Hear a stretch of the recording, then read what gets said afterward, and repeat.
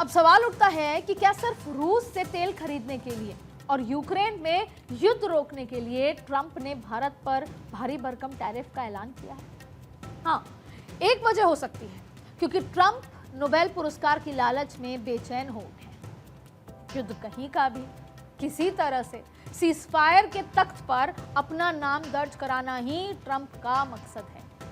जैसे थाईलैंड और कंबोडिया युद्ध ही ले लीजिए, उस संघर्ष में भी ट्रंप सीजफायर की डफली बजा रहे थे। और लिख कर ले लीजिए, गाजा पर भले ही ट्रंप की आंखें बंद हो, लेकिन यूक्रेन में किसी तरह जंग रोककर ट्रंप फिर नोबेल नोबेल चिल्लाने लगे। व्हाइट हाउस फिर कहेगा कि ट्रंप को नोबेल दो, लेकिन एक वजह और है जिस बारे में शायद ट्रंप और व्हाइट हाउस कभी कुछ ना बोले। वो वजह है भारत के फार्मिंग सेक्टर में घुसने की ट्रंप की कोशिश।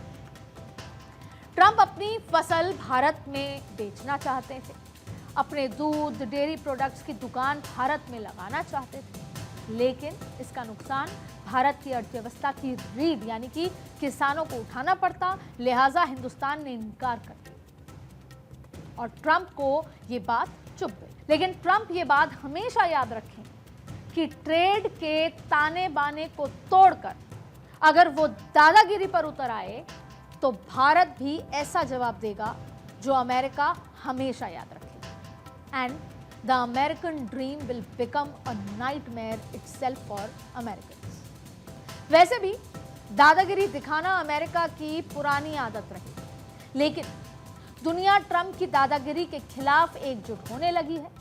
ब्राजील के राष्ट्रपति कह रहे हैं कि वो ट्रंप से बात करने की जगह प्रधानमंत्री मोदी और शी जिनपिंग से बात करना पसंद करेंगे, तो दूसरी ओर चीन भी भारत के समर्थन में खड़ा हो रहा है। ग्लोबल टाइम्स ने साफ लिखा कि भारत की अपनी मर्जी से चलने की कोशिश अमेरिका की एक तरफा दबंगाई से टकरा गई। दरअसल ट्रंप को गुमान है कि वो दुनिया चलाते हैं, उसकी सिलिकॉन वैली इनोवेशन हब है, तो उसका डॉलर दुनिया भर के कारोबार का जरिया।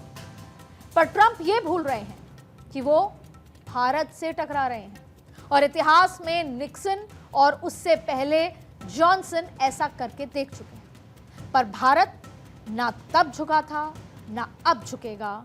अगर कोई झुकेगा तो ट्रंप और ट्रंप की बेतुकी जिद।